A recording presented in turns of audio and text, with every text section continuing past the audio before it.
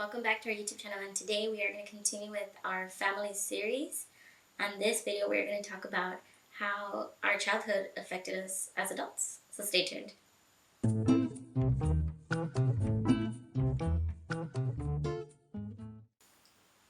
I think once I had Jacob,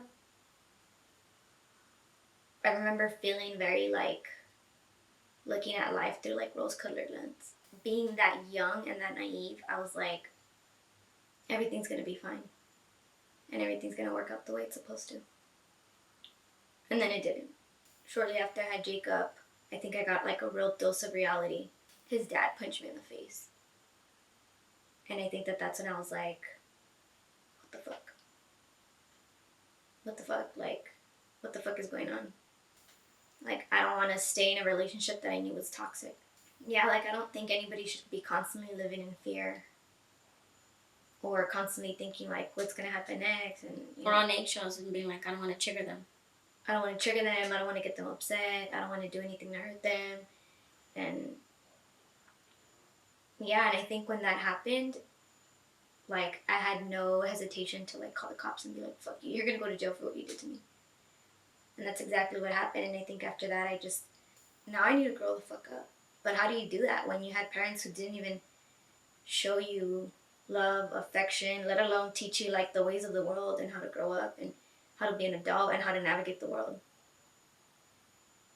And I think if it wasn't for my curiosity and my interest in learning, I think I would have just kind of been there. And I would have just done the bare minimum. I think shortly after I had Jacob, you had Danica, and then it was just kind of we were having so many problems with my mom. At home, living in a 2-bedroom apartment with how many of us was it? 7, 8 maybe? And it's just let's just move in together. Yeah. And we didn't know what we were doing. We didn't know shit. But I think one of the things that really pushed us was my mom was giving us my mom gave us these ridiculous ultimatums, and we're just kind of no. We're we're still trying to figure out how we're going to support our family, what we need to do. And you're asking for the most. So it was just kind of she's then leave. She's simple as that. She's leave then. What my childhood taught me, I think of the most was do not be like my mom.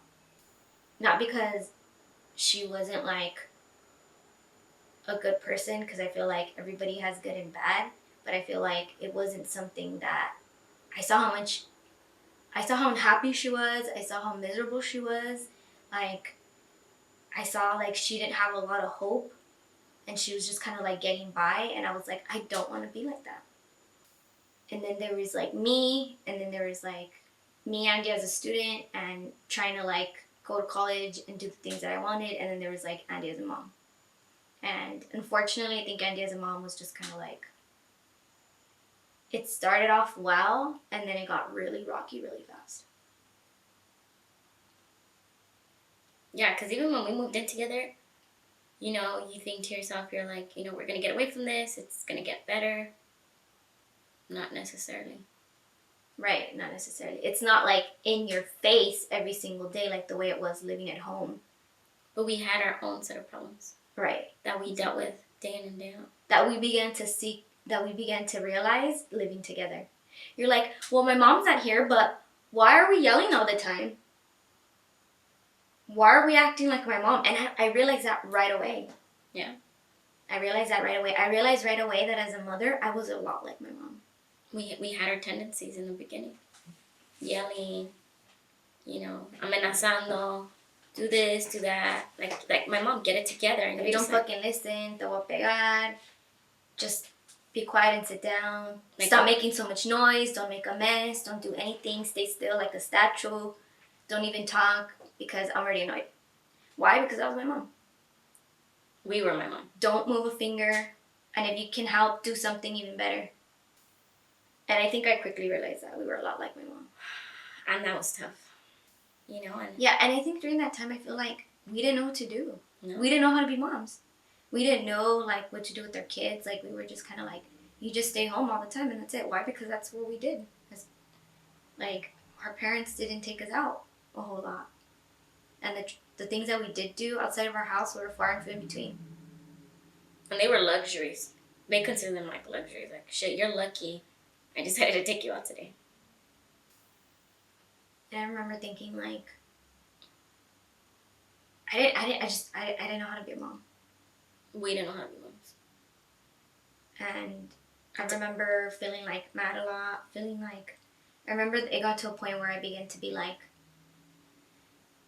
what do I do with this kid? How do I help him? How can I remember thinking like I wanted him to achieve, things, and I wanted him to be smart and all these things, but it's like, well, how do you do that? My parents didn't do that for me. Our parents didn't put us in sports. Our parents didn't help us with our homework, like any of that. Like, you figured all that shit out on your own. I think shortly after we moved in together, it's just kind of like, it was a lot of trial and error. Yeah. A lot.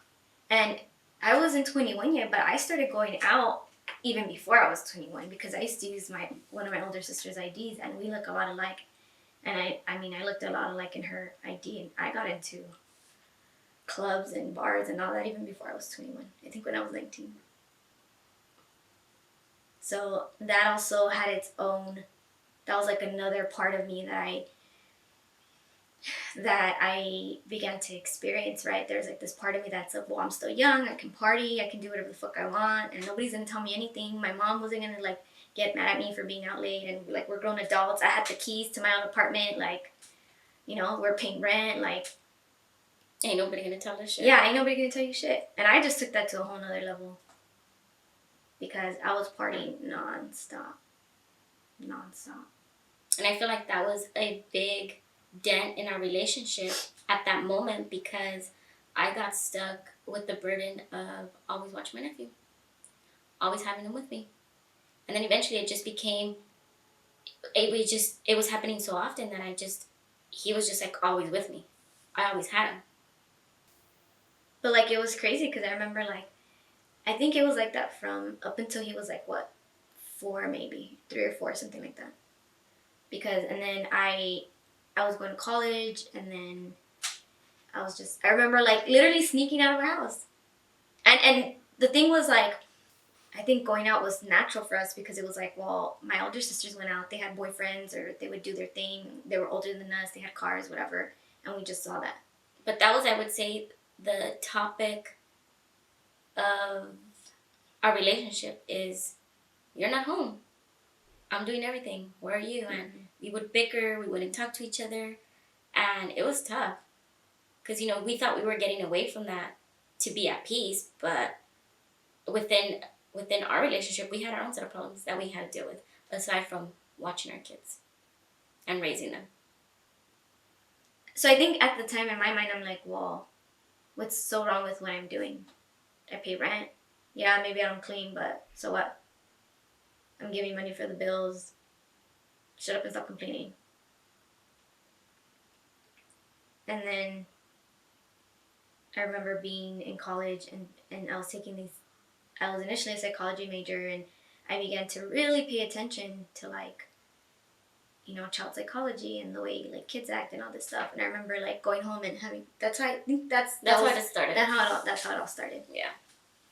And I would just sit there, we would talk, and then be like, well, did you know, da-da-da-da? And then, like, kids are sponges, and they will soak up everything you do and you say, and everything you do affects them. And I think that's where we started changing our methods of discipline and started really thinking on how we were going to raise them.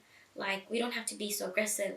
We don't have to make everything a big deal when they're kids.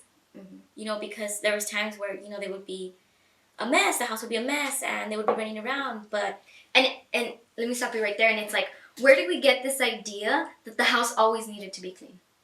Where do we get this idea that they should always be sitting down and be calm and be chill? Where do we get this idea that we should scream and instill fear in order for them to respect us? Where did all these ideas come from? From our home. And this was still way before we even started going to therapy. Yeah. So I think it was like a good introduction for what was to come, because we still hadn't dealt with a lot of our issues growing up.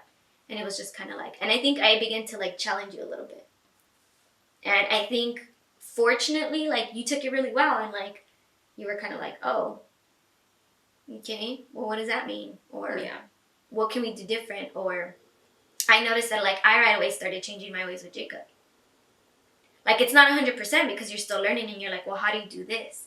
Or if you don't yell, then what do you do? Yeah. Then how do you talk to them? What do you say? Or what do you do to get them to listen to you? What kind of punishments do you need to do? And I didn't have any answers for any of it because we're just like, well, I don't know. My mom used to fucking hit me with the belt, and then eventually I listened, and I just wanted to stay out of trouble because I was just scared of her. Yeah. And I didn't want to be hit, and I just wanted to be a piece of furniture in the corner. So me being a mother was like, well, I don't want that. Yeah. I don't want to be yelling all the time. I don't want Who to the look like fuck the wants to crazy hear girl. anybody yelling all the time? Because they're like, sit down, don't do this, don't do that. Just listen. And it's like that's the complete opposite of motherhood, right? And so I think that was like the initial process. And then I think on top of that, I think me personally, I was going through this like really hard time of like being a mother. Because I was pregnant at such a young age, I felt like there was something that was like stolen from me. And I began to have resentment. Towards who though? It wasn't towards Jacob necessarily, because it wasn't like I was like, I would look at him and I'd be like, I hate you. It was just kind of like, I just didn't want to be a mother. Period.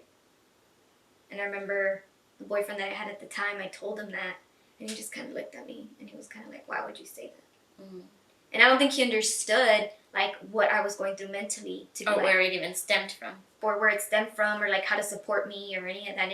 And I think, fast forwarding a little bit, I had just started therapy, and I was kind of like, I don't know what to do. Why do I feel this way? I felt terrible. I felt so guilty. I'm like, why do I even feel this? Like, this isn't normal. I remember there was only a few times where you brought that up, and I didn't even know what to say, because I was just like, I never felt that way. Yeah, I had my own set of issues, you know, trying to maintain, being together with my ex-husband at the time, and then still trying to raise a child, let alone raise somebody else's child. So it's just like, you know, you were going through that, and I was still trying to process this, so it was just kind of like, it felt almost like it was all over the place. You know, it's like a puzzle. It's just like, where do I start?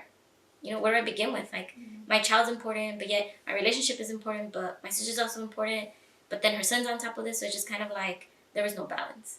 And then I feel like I took on this role of what my older sister used to be. I wanted to please everybody. No, but don't be like that. Well, I'll tell them for you. Well, just be like this. Well, just do that. You know, trying to get everybody on the same wavelength, which was not easy. Impossible. Everybody did their own thing. No, everybody did whatever the fuck they wanted. You know, nobody was going to tell them shit, you know, because we were all just getting older. And even just giving a suggestion or a comment, they're like, who the fuck do you think you are? You know, we were very, oh my God, we were so defensive. We didn't want nobody to tell us shit. None of us. But let alone, nobody knew where it was stemming from, right? Yeah, I think that was the norm. Like, this is just the way you are. And accept it. Accept it and just shut up and leave me the fuck alone. Don't ask me why I drink a lot. Don't ask me why I go out a lot. Don't ask me why I'm always mad. Don't ask me shit. And I was always just shut up and mind your own business and let's talk about something else. I would be like, no, don't be mad at her. Just come over. Or let's talk about it. Or, you know, don't be like that. Or and that was tough. And I think, and it's right now that you said that, I think I just had like a moment of just, you triggered a memory where it was constantly, like, I felt like nobody felt like they could talk to me and they had to go through you. Why? Because I was seen like the black sheep, and I did whatever the fuck I wanted, and I said whatever I wanted, and I was like, fuck you guys, I don't care. I'm here, I'm nor here nor there, and there's nothing you're going to say that's going to change that. I'd always be like, no, you guys don't understand her. You guys are judging too quickly, and they're like, no, she's a bitch, she's this, she's that, like a Rolodex of just like all these things that she was. But it was true though, and I think it was true that they didn't understand me, and I think it was true that the fact that they didn't bother to like get to know me more, let alone even ask. A lot of them was out of assumption, and it got tiring to be like, I don't want to keep speaking for you. Like, why don't you just fucking take the time? Ask her. That's all it takes is like, what's up? What's really happening? What's really bothering you? But no, there was always this fear of like, you go tell Andy. Yeah. And it's like, what the fuck does it say, Satan on my forehead, bitch? Like, the fuck? You know? But there was so much anger in me. There was so much hurt. There was so much sadness, so much disappointment that my way of communicating with the world was just defensive, constantly being defensive too. I don't care. And I think that that's also where like the nonstop going out was that I was just so careless. And I didn't understand what I was going through. I was just like, the world doesn't care about me anyways. you know? And it was like that up until Jacob was like, I don't know, 4, maybe 3 or 4, something like that. Because then I had this boyfriend, and then there was like a whole spiral of events that happened after that led to me eventually not talking to my mom. But I think like the influence that my parents had on us, and I think the influence that any parent has on their child is just enormous. And I think that kind of goes without saying, because it's like, yes, society also influences you, the media also influences you, friends influence you, but your parents, not only do they influence you, but they're going to shape how you grow up. They're going to shape what your relationships are going to look like. They're going to shape the way you communicate with people. They're going to shape the way you express yourself, how you feel about yourself. All those things are shaped by your parents. So if you didn't learn them, you're going to start from scratch. It's a rude awakening. Fuck yeah, it's a fucking rude awakening. It's a punch to the face. It is, and it sucks. Like, I think after therapy and all that, and I realized, like, all these things, like, my upbringing and how it affected me, I was like, fuck.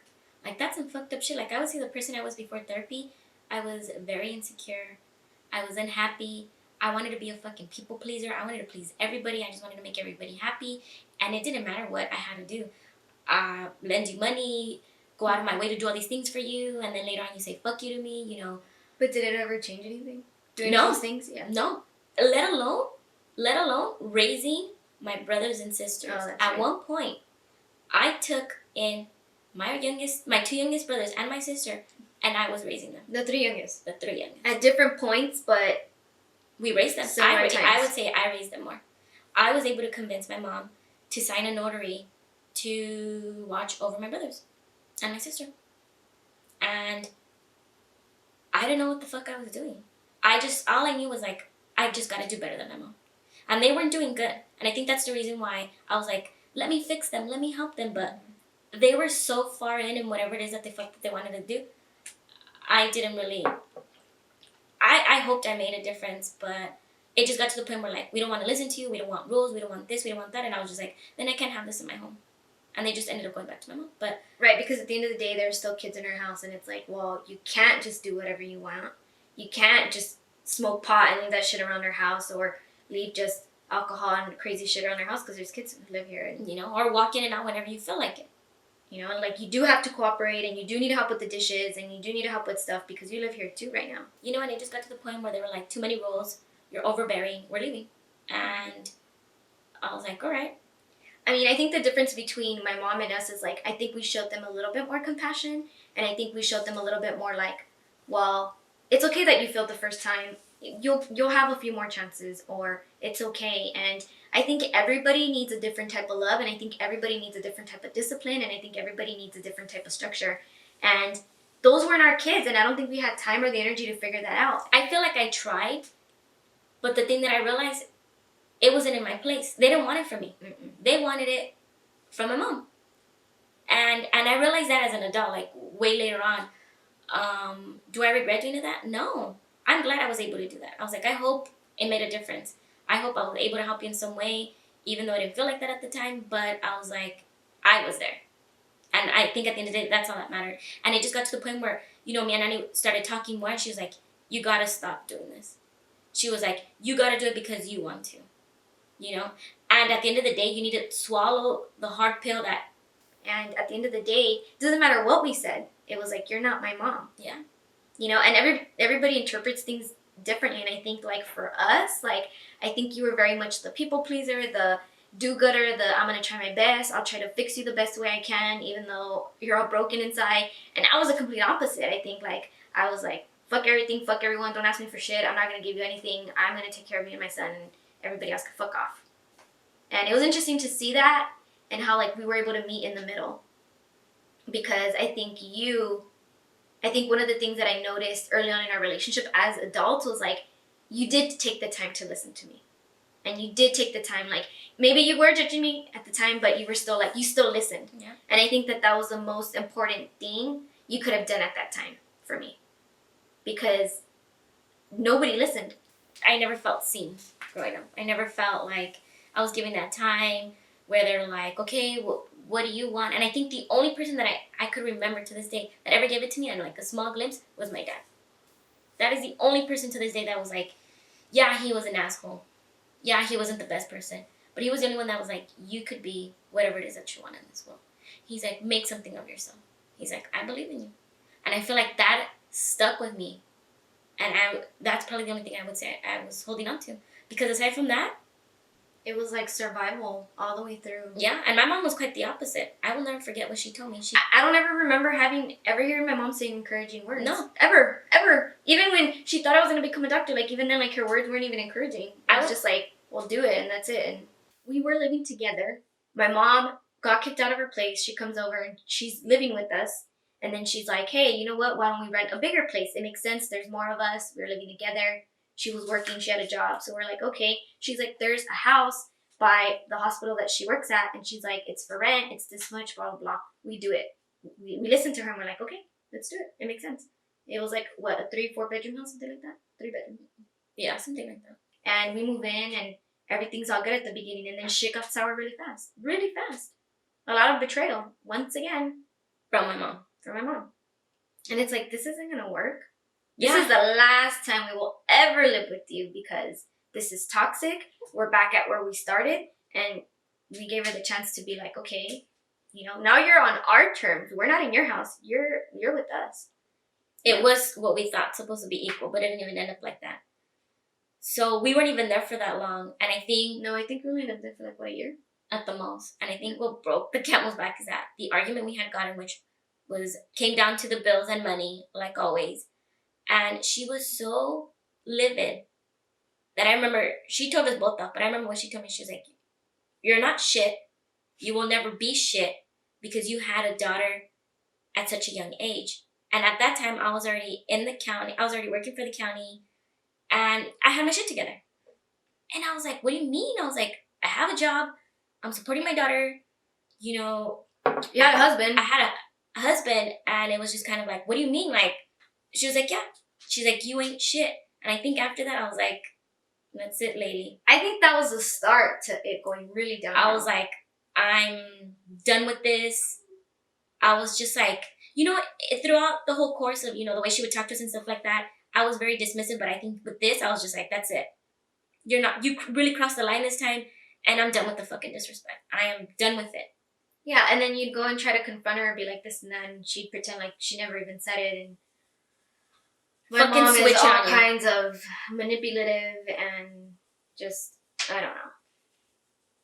Because not only did she give me a mouthful, she also gave her a mouthful. Oh, yeah, saying that how pathetic I was, that I deserve to get punched in the face by my son's dad, that I was nothing. You were never going to finish college. That I was never going to finish college, that, yeah, and she was invited to my college graduation.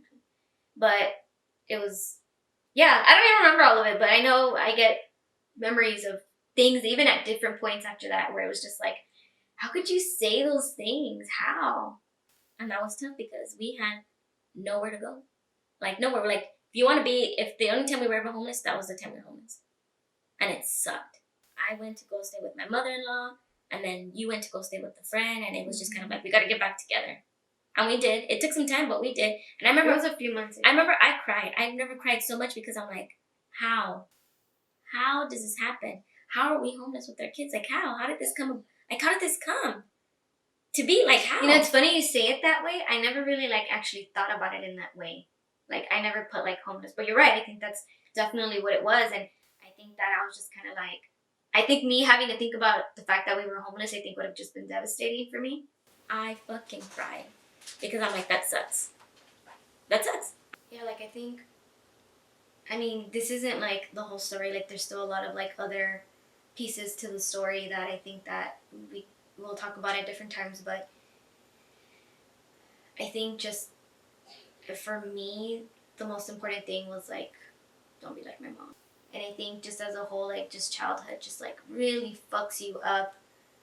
And when you don't have, like, a good foundation, when you don't have a good childhood, it fucks up, like, just, like, what you're going to do with your life. Your outcomes, your decisions. The way you act, your relationships with people, relationships with siblings, relationships with men. How do you begin to learn? How do you begin to, like, unravel all of this craziness that you've experienced and learn healthier stuff, learn healthier ways to cope with life. Learn you didn't. I mean, even at that time, like therapy never went through my mind. I don't think about any of it. I don't go back. I don't dwell on it. None of it. I don't think about it. Yeah, not anymore. All I could think about, and it's funny because when I was talking about like that time we were, you know, out on the street, oh my god, I'm like, wow, like we went through some shit, like together, like that was like some crazy shit like we went through, and it's just something that we just don't talk about anymore. I feel like we're just so focused on present day and just how to better ourselves every day that I don't ever go back because there's no need. Well, not only that, I think that it was like so much heartache, so much disappointment, but also too so many like learning lessons, so much learning about what we had gone through that it's like it's been dealt with. And you're right, there's no need to meddle. And if somebody asks me, I'll be more than happy to like talk about it. But you're right, I don't think about it anymore. It doesn't make me sad. It doesn't make me anything. It's just kind of like just the things we've gone through together. Yeah, and I feel like at this point we have no problem sharing the things we've gone through, the things we've endured, how it was, because I know we're not the only ones. I know we won't be the first nor the last that goes through shit like that with their family. That is how we were affected by our childhood. And shortly after this, we start therapy. So then there's like that, which we've already made videos on that we've already talked about extensively what that was like. You know, that's the thing, like we don't get to choose our families, we don't get to choose our parents, we don't get to choose the type of childhood that we want. So there is more to come. And let us know your family experience, your childhood. How was growing up for you? Was it easy? Was it hard? Was it good? Did you have parents who really pushed you, encouraged you? I love hearing those stories. Always. They don't make us feel bad. We don't. I think it's always really nice to hear that people have really good parents. And don't forget to like, subscribe, and share. And we'll see you guys in the next video. bye.